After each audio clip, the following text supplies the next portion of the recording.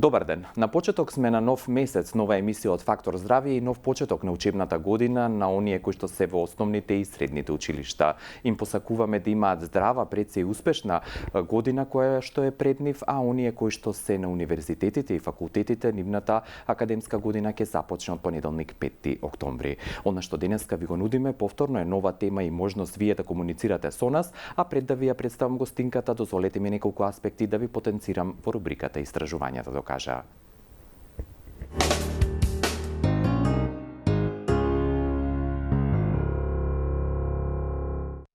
Во оваа рубрика уште еднаш сакам да потенцирам и да ве потсетам и поканам во името на Липодие центарот од Скопје, доколку имате проблем со вишокот на телесна тежина или дебелината, тоа да го завршите, би рекол, на најефикасен и најбрз начин без јојо ефект, токму со протоколот на исхрана кој што е базиран на аминокиселини. 070-535-033 е телефонскиот број на Липодие центарот од Скопје, кој што од една страна ви нуди бесплатни консултации и совети, а од друга ви нуди и препорака кога, како можете да го почнете овој протокол со кој што ќе потсетам трајно можете да го решите проблемот со дебелината. Дали е тоа од естетски или медицински аспект индицирано, слободно тоа можете да го решите, а потсетувам дека вашиот термин можете да го кажете на 070-535-033 или лично да ги посетите на улицата Димитрije Чуповски, број 22 во центарот на Скопје.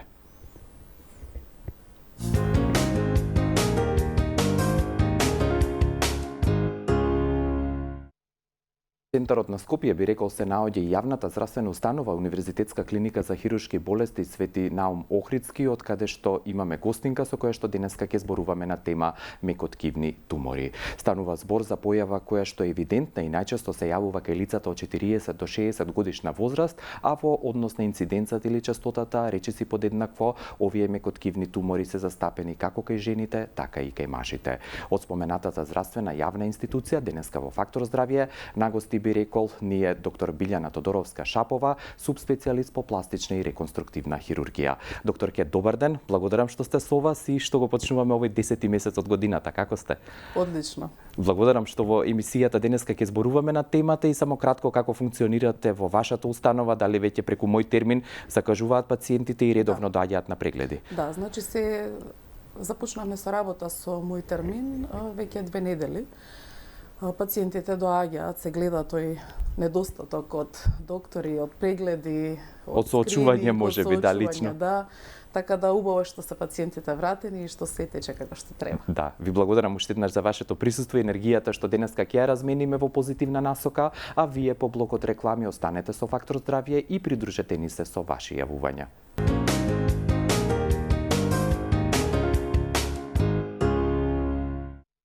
Вашето внимание и контактот со нас можете да го остварите на 6091925, односно 6091924.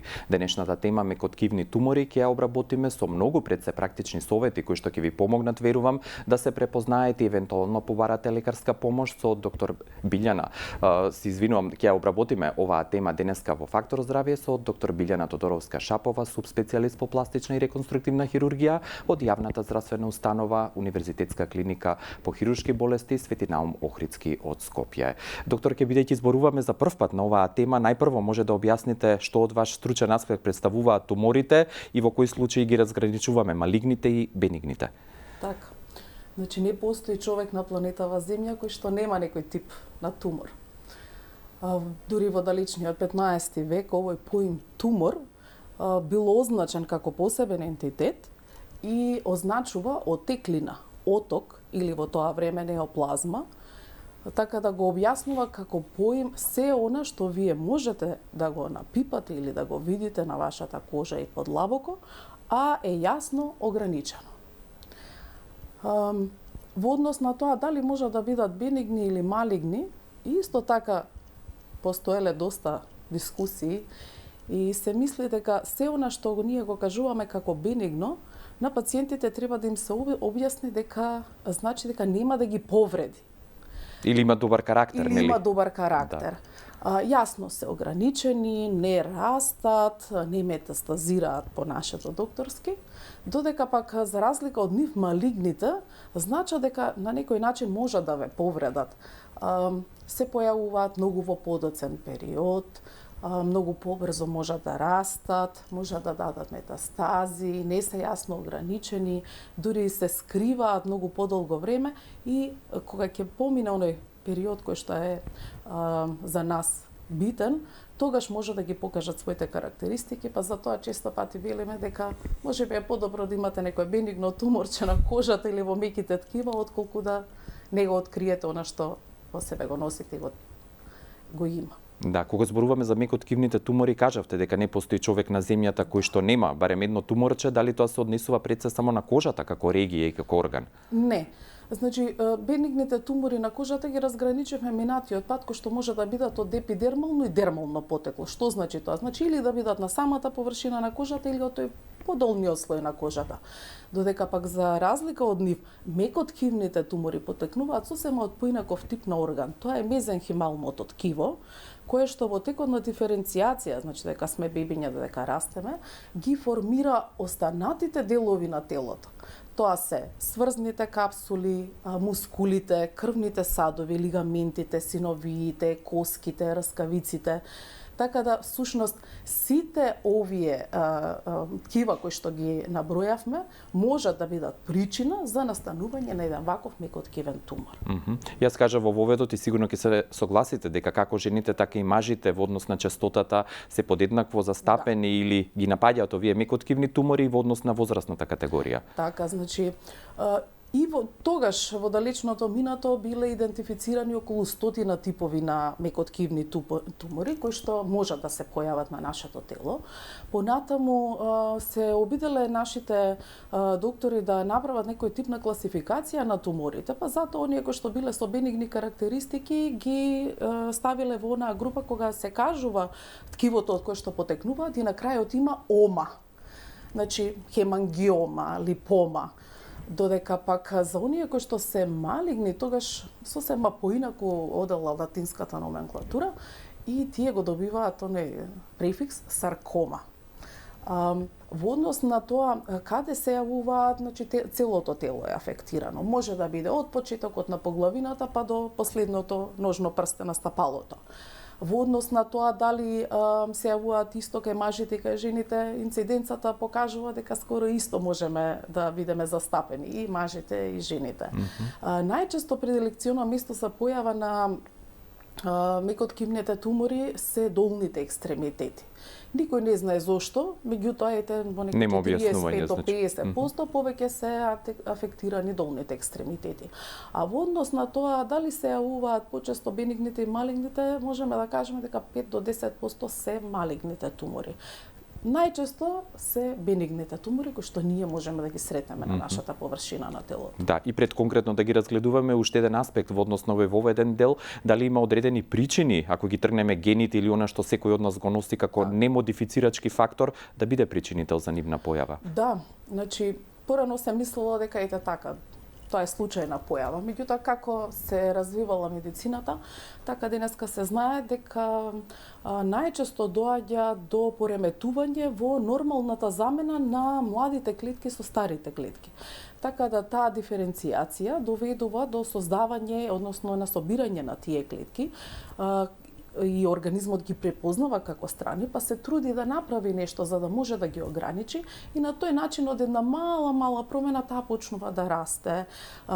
На тој начин, значи, почнуваат делбите и тогаш може да ги спомнеме тие, значи и генетски фактори, и наследни фактори, и фактори од самата средина, присуство на радиозрачење, присуство на други хемикали и материи во кои доаѓа контакт и најчесто травма. Значи најчесто е травма таа која што доведува до појава на овие бенигни тумори. Зборуваме за некоја физичка, претпоставувам, травма. Да, без обзир дали е тоа, дали ќе се удрите, дали ќе биде нешто споредно, нешто на што не се сеќавате, меѓутоа кога и да го прашате пациентот, он ќе каже дека некоја травма се случила. Некоја травма се случила. Да подсетам дека со доктор Билјана Тодоровска-Шапова, субспецијалист по пластична и реконструктивна хирургија, денеска во Фактор здравје зборуваме на тема мекоткивни тумори и уште еднаш ве поканувам, ги имате телефонските броеви доколку сакате да поставите прашање или едноставно да споделите некое лично искуство. Рековте дека траумата најчесто во тие анамнестички податоци е податокот или ризикот или факторот кој што предизвикува појава на тумори. Каква каква е патогенезата? Дали по таа траума веднаш се дава или има појавна некоја клиничка слика или манифестација или потребен е период да помине? Потребно е да помине одреден период за да може да се случи оваа замена на новите со старите клетки и да организмот го препознае, да започне тој целиот процес на патогенеза за да дојде до формирање на тоа туморче. Понатаму патот на ширење на туморчето е центрипетално. Што значи тоа? Значи он се шири во оној простор кој што него му е доволен, кој што му е дозволен и никогаш не прави штета на околното ткиво. Јасно ограничено, може да биде тврдо, може да биде меко, но исто така најважната работа е што оно станува во тој компартмент, односно во таа средина каде што настанал и од ткивото каде што настанал. Тоа значи дека не може да се шири ниту лимфогено, ниту хематогено за да може да даде метастази. Затоа велиме дека тие се добри. Да, значи ниту по крвоток, ниту по лимфните јази. Да, сакавте да нешто коментирате слободно? Коментирав, значи тоа е тоа дека тука е јасно и ограничено, дава отисок на кожата, значи гледате како се прави тој деформитет и точно според локализацијата, според анамнезата, според годините, според типот на ткивата кои што ги имаме на делот каде што пациентот ќе дојде да го посечи тоа мекоткивно туморче, може да заклучиме врз основа на сите овие податоци за каков тип на тумор станува збор. Да, тоа значи дека визуализацијата, односно гледањето или погледнувањето на кожата или на тој тумор кој што нели е формиран ви дава насока за што станува конкретно збор. Најчесто и самиот пациент во текот на анамнезата кога ќе разговарате со пациентите, половина од работите кои што ви се потребни може да ги споменат и да ги кажат. Ако ја споменат траумата, тогаш вие може веднаш да претпоставите за каков тип на траума станува збор и кој дел од ткивото бил афектиран.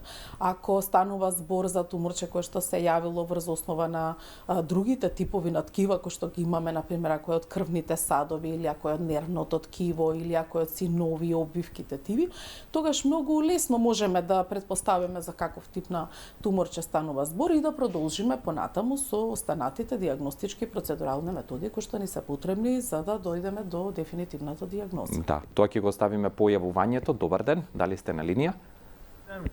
Да. Дали сте на линија, ве слушаме? Ало? Да, господине, добар ден. Видите што се случи. Тие се колојни жлези по целото тело ги има. Добро. Али има еден случај и го слушнав од еден фудбалер имал на нозете, играјќи го удриле под удар и се разлејава таа лојна жлеза. Ја го гледајќи го тоа имав на раката, на горниот дел на шаката. И то не може да го понесам, така ми страше како бабче, како лојна жлеза, она знаете како. И откажувајќи тој дека од удар тоа се изгубило, се разлејало, малце да ве разонам, се набра смешка, застанав и силно го удрив од зидо и се разлеја со страшни болки и со травма добив нешто. Али го немам сега.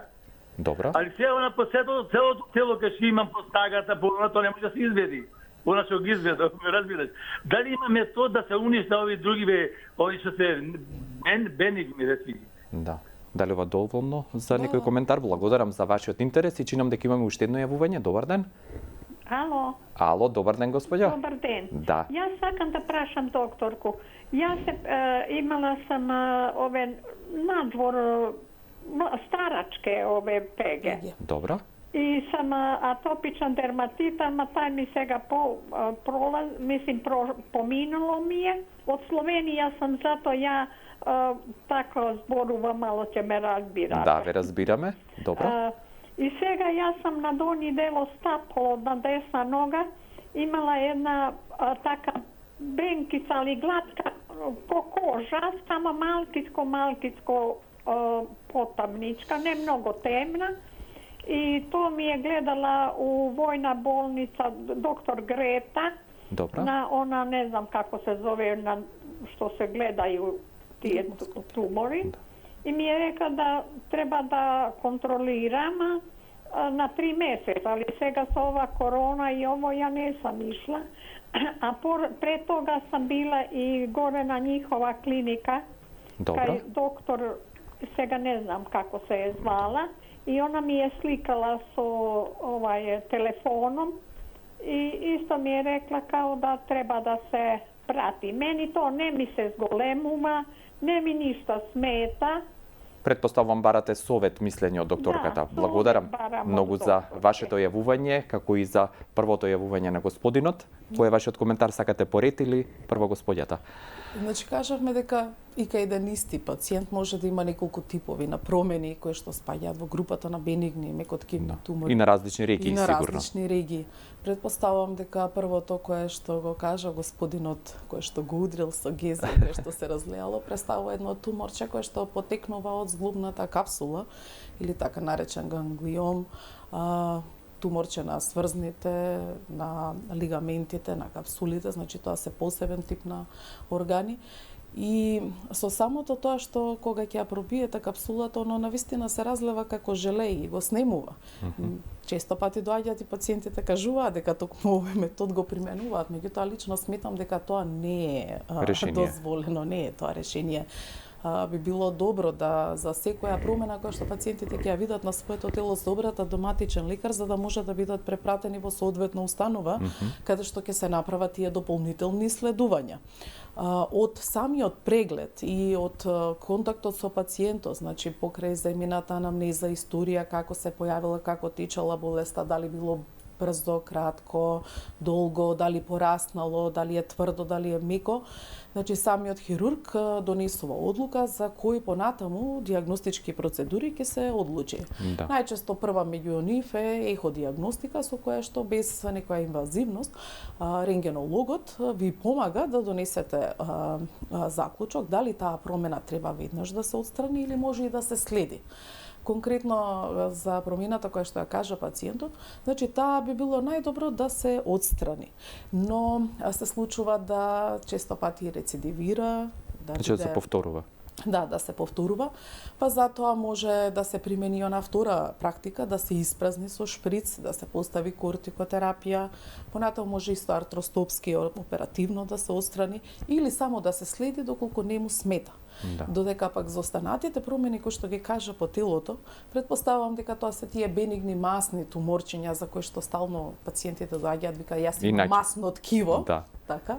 Тие се бенигни туморчиња на масното ткиво, се викаат липоми и би било убаво да се проследи овој пациент и да се види за тоа како кои све типови на туморчиња ги имајте баш на неговото тело и причината поради која тие се појавиле. Да, и кратко само консултација за господјата, да, која што била на дерматолог. Господјата кажа дека веќе била на дерматолог и предпоставам дека станува за епидермоидна промена која што е од кожните промени и пошто со дермоскопија не е одлучено да таа веднаш се отстрани, тогаш би било убаво да се следи, но исто така не е ништо лошо да дојде кај нас, да ја видиме, да се направи оној прв контакт, да се забележи кога е првата дермоскопија, на колку месеци ќе се следи господјата, кога ќе биде првата интервенција. Тоа е заеднички договор меѓу пациентот и доктор. Сигурни да охрабриме да не се плашат нели од коронавирусот, протоколот се применува кај вас? Протоколот се применува и би било убаво, значи да за секоја промена пациентите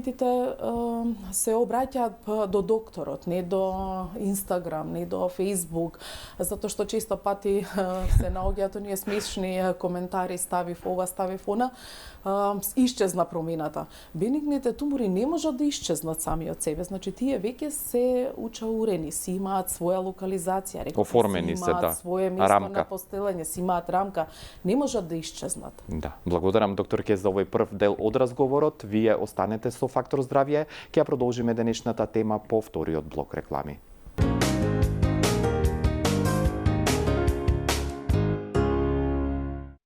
Со задоволство ве поканувам и натаму да останете со Фактор здравје и денешната тема мекоткивни тумори, а двете телефонски линии отворени се и натаму за ваши јавувања. Подсетувам 6091-924 и 6091-925.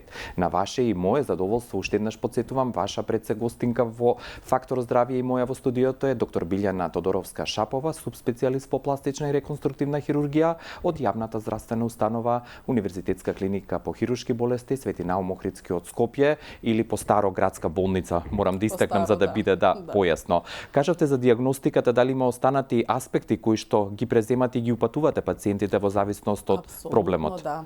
Значи, доколку пациентот дојде на првиот преглед и се направи еходиагностика и донесеме заклучок дека таа промена може да биде следена, тогаш на второто јавување на пациентот на контрола, доколку промената пораснала или се променила, станала тврда, доколку не се наоѓа веќе во оној простор каде што претходно се наоѓала, тогаш пациентите се упатуваат на две дополнителни исследувања, а тоа се компјутерна меки ткива и магнетна резонанца. Од кога ќе се направат исследувањата, од кога ќе видиме дека се уште типот на промената е бениген, постои можност да се направи аспирациона биопсија, како што е ред, и да го закажеме пациентот за хирушко лекување, односно за отстранување на промената. Тоа е единствената причина, значи кога би можеле да го закажеме пациентот. Но исто така не е на одмет, нели, и малите промени, додека се мали, да се отстранат. Зашто да не? Доколку смета, доколку се наоѓаат на некои естетски делови од телото, доколку е на волја на пациентот, се е тоа во ред. Да. Значи не постои друга дијагностика со која што вие би можеле да видите како самото туморче се располага во неговиот простор. За тоа е многу убаво да се запази тој редослед. Значи прво оние кои што се неинвазивни, па потоа и тие што се малце покомплицирани, за да може да дојдеме до на дефинитивна дијагноза. Да, кажете ми дали одреден тумор, ако веќе излегува таа рамка, како што рековте, поставеност и почнува да се шири кон другите локални или пошироко делови од телото, по автоматизам значи дека тој преминува и е карцином, односно со тумор кој што во е со лош карактер, да го наречам. Во повеќето случаи растењето на самото туморче значи дека тој излегол од неговата рамка и почнува да прави притисок на околните ткива. И најчесто можеби и меѓу првите симптоми поради кои што пациентот доаѓа е токму таа некоја неспецифична болка. Но тоа не значи дека тој го променил својот карактер. Значи натаму може да биде со добар, бениген. Може да биде со добар карактер. За разлика пак од нив, втората група која што ја спомнавме, малигните мекоткивни тумори или саркомите, тие всушност не припаѓаат на истата група. Значи тие почнуваат од сврзното ткиво, тие се тумори од сврзно ткиво. Така да можат исто така да бидат тумори на мускулите, туморчиња на крвните садови, на лигаментите, на коските, да, меѓутоа основната компонента им е сврзното ткиво. Тоа е разликата меѓу едните и другите. Понатаму годините кога се јавуваат најчесто над 60-та година од возраст, но има и случаи кога има и порано. Често пати може да постои тумор без евидентни други симптоми. Па пациентот кога ќе дојде може да каже само дека има треска или покачена температура или пак промената на кожата, на кожниот покрив да биде првиот и единствен симптом поради кој пациентот доаѓа на преглед. А веќе туморот внатре направил огромна деструкција, дали локални и далечни метастази, пошто овие тумори се шират и лимфогено и хематогено, така да патот на ширење е многу брз. Да, многу брз. Затоа исто ќе се употребат сите дијагностички процедури за да се утврди дали пациентот спаѓа во групата на пациенти кои што ќе добијат оперативно лекување, а ќе имаат бенефит од тоа. Да, и сигурно и фазата или стадиумот на точно, да, овој карцином е многу важен, да. Отстранување според Бродерс тие мора да бидат класифицирани и во 4 групи и во зависност од тоа во која група ќе спаднат, се знае и колкав ќе биде моментот на преживување за жал, кој што не е подолго од 5 години. Она што сакам да дадем уште еден аспект се и мекоткивните тумори, односно тие масни ткива, како што рековте, кои што се и најчести во вашата амбуланта. Така, тоа се оние туморчиња бенигни кои што најчесто пациентите викаат да видиш едно масно ткиво имам. Многу чести во нашата популација во Македонија почнуваат од мало зрно грашок па до најголеми туморчиња, имавте прилика сега да го видите. Така да никој не знае зошто се појавуваат, некои спаѓаат и во склоп на одредени вродени заболувања, меѓутоа најчесто ги имаме и по рацете, и по телото, и по може да се појават на челото по некој спонтан удар. Тие се бенигни, жолтеникави, лесни, достапни, најчесто се површни, но исто така може да бидат и во длабоките ткива, значи да ја поминат фасцијата па да почнуваат или од мускулното ткиво, или од раскавичното, или пак да имаат некоја крвна компонента во нив, така да поделбата на овие туморчиња е огромна. Светската здравствена организација направила неколку ревизии на нивните класификации, односно на сите туморчиња, меѓутоа најновата на 2020 почнува да ги вградува во себе и оние промени што се случуваат во самиот тумор, а тоа се делбата на клетките, крварење, некроза, генска предиспозиција. Тоа ги карактеризира се уште во групата на бенигни, меѓутоа ние би сакале секој пациент кој што има било каков мекоткивен тумор да дојде на преглед да го видиме, за да не се доведеме во ситуација тумор кој што стои повеќе од 10-15 години да добие поинаква компонента, односно да преде во втората група на саркоми. Да го слушнеме следното јавување. Добар ден. Ало, добар ден, дали сте на линија? Ало? Да, добар ден, господјо. Добар ден. Да, слободно зборувајте, ве слушаме, во програма сте. Вака сега, се јавувам во врска со мојот син, има 32 години. Во ред. Има некоја раничка позади на ногата, инаку он е диабетичар. Таа раничка на ногата му е од, да речем, 8 години. Он е од 8 години диабетичар, меѓутоа да речеме, после 2 години се појави како отпушок од цигара. Мала, скроз беше раничката. Не крвареше, ниту, меѓутоа беше само црвена и како точкички имаше на неа. Во ред. Меѓутоа, со текот на времето, стоеше така, да речеме, неколку години.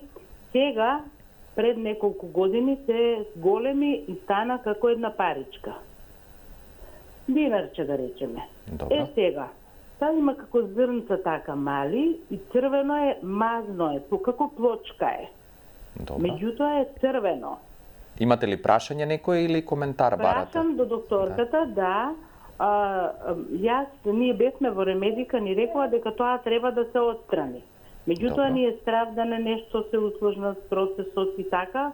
Сега барам некој совет од докторката, пошто и диабетичар е детето, ми е страв што може да... Дали имате уште некој прашање, докторки, или доволно е ова за коментар? Доволно. Благодарам, господјо, за вашиот интерес. Пријатно. Многу е неблагодарно да се даваат совети по телефон. Многу би било подобро да го видиме пациентот, сепак станува збор за комплексна личност, значи 33 годишен кој што од малечок има диабет, раничка која што не зараснува, тие ранички често пати знаат да преидат и на друго ниво, значи во на група на кожни карциноми.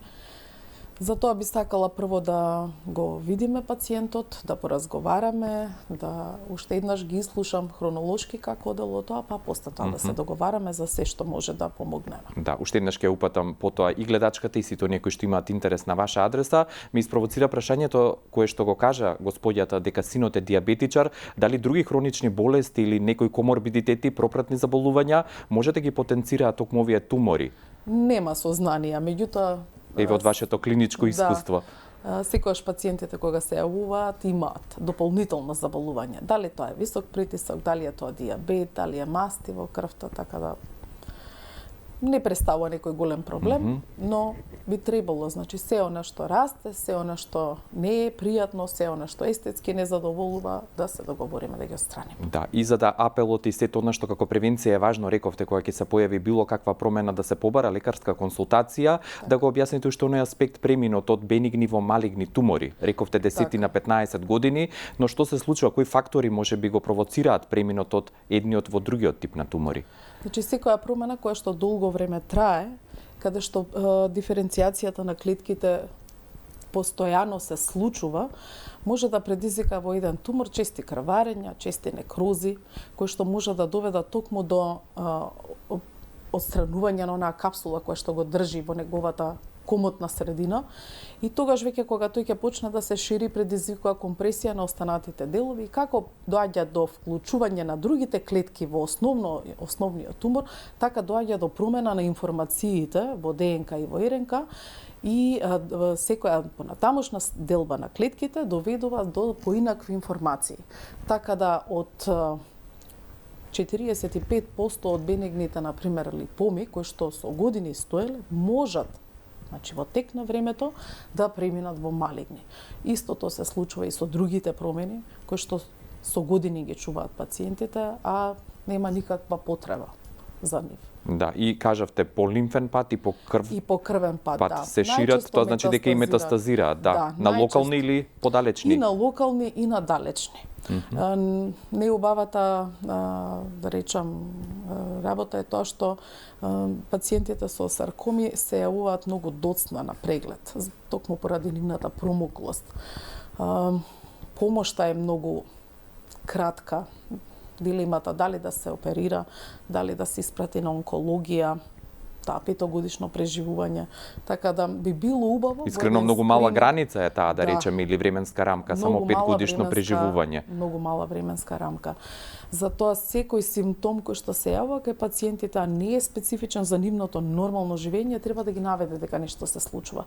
Би било убаво да се обратат на матичен лекар, а таму на специјалист. Да, уште еднаш да подсетам дека доктор Билјана Тодоровска-Шапова, субспецијалист по пластична и реконструктивна хирургија, можете да најдете и за евентуално соочување со неа во однос на консултација и термин за преглед да закажете во јавната здравствена установа Универзитетска клиника по хируршки болести Свети Наум Охридски од Скопје. За крај на овој разговор или за ограничување на темата која што исто е многу широка и многу може да зборуваме, има ли некои совети, препораки за кои што покрај, нели рековте, неспецифичните симптоми, треба да се побара лекарска консултација или евентуално за било каква промена, секако повторно да ве консултираат? Апсолутно да.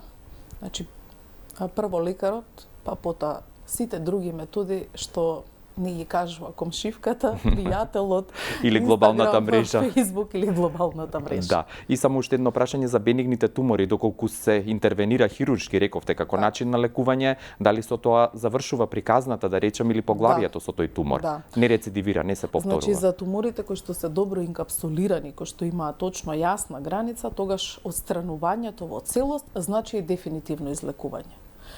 Доколку станува збор за поголем тумор, тогаш хирургот одлучува во која рамка ќе се направи хируршката ексцизија и повторно тука завршува лекувањето. Значи, завршува во тој домен, нема потреба од никакви дополнителни третмани и лекувања.